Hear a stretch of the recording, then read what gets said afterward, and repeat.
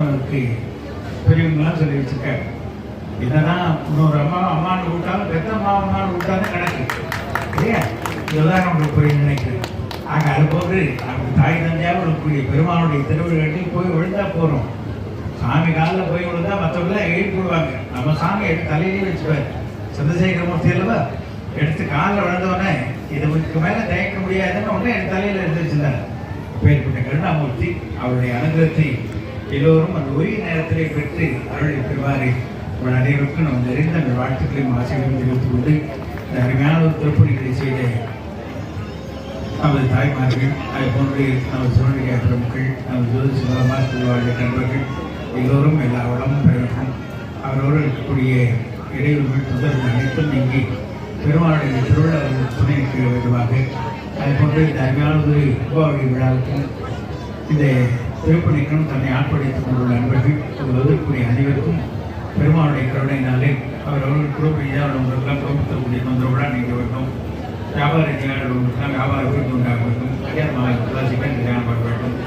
புத்திரப்பேர்கள் ஆரம்பிக்கலாம், புத்திரப்பேர் உண்டாக வேண்டும். உடம்பு ரீதியாக கொண்டுள்ளவர்களுக்கெல்லாம் அவையெல்லாம் நிவர்த்தியாக வேண்டும் என்று கருணாமூர்த்தியாக வரக்கூடிய மீனாட்சி சுமதி பெருமாளுடைய திருவடியிலும் பிரார்த்தனை செய்து கொண்டு குருவிழாக நமது மாணிக்கவாச சுவாமியுடைய குருவடியும் சிந்தித்து அடுத்து அந்த பூர்ணாதி பூஜை நடைபெறுகிறது.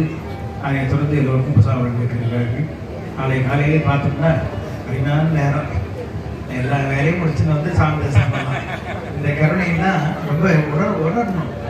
5 to 6 வச்சாங்கன்னா என்ன பண்ண முடியும்? என்ன எதுக்கும் நம்ம தூக்கம் முடிப்போம். என்ன சாமிக்காக முடிக்கணும். 5 to 6 வச்சுட்டாங்க முடிப்போம். ஆக நாளைக்கு உரிய நேரம் 11 to 12 அருமையான நேரம். நல்ல தெளிவாக பார்க்கலாம். எந்த குழப்பம் வந்தாங்க. ஆக இதிலேயே அந்த பெருமானுடைய கருணையை நாம் உணர முடியும். ஆக அந்த அருளை பெறுமாறு நாளை தான் அந்த தீபாவளி வேலையை அந்த பெருமானை தரிசனம் செய்து கொள்ள வேண்டும். ஏன்னா பல காலமாக பல ஆண்டாக நடைபெறாத கும்பாவளி நாளைக்கு நடைபெறும். சராசரியாக ஒரு ஆலை கும்பாவளி தரிசனம் பண்ணாலே 12 ஆண்டுகள் போங்கன்னா நாளைக்கு நடைபெறாத அந்த கும்பாவளி தரிசனம் பண்ணப்போ அதில் இன்னும் 2 சேரை சேர்த்துக்கலாம். கணக்கு தெரிஞ்சவங்களுக்கு குறைச்சிருக்கேன். ஆக பெருமானுடைய கருணை நாளை தினத்திலே வரக்கூடிய நல்ல சந்தர்ப்பம் எல்லோரும் பயன்படுத்திக் கொள்ள வேண்டுமாக மீண்டும் அதை தெரிந்த வாழ்த்துக்களை தெரிந்து கொண்டு வம்சத்தை நிறைவு செய்கிறோம்.